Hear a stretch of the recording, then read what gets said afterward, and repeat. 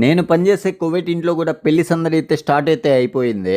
Hi మామా, మా బాబా ఇద్దరు కొడుకులు అయితే ఒకే రోజు అయితే మ్యారేజ్ అయితే చేస్తున్నాడు.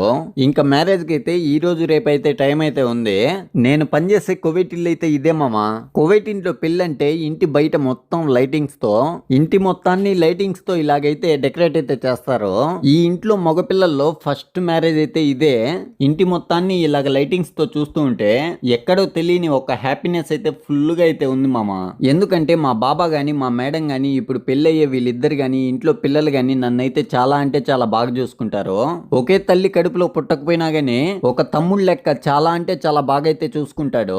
మన ఫ్రెండ్స్ లో గాని మన ఫ్యామిలీ మెంబర్స్ లో గాని ఎవరిదైనా మ్యారేజ్ ఉందంటే ఎంత హ్యాపీగా ఉంటామో అంత హ్యాపీగా అయితే ఉంది నాకు.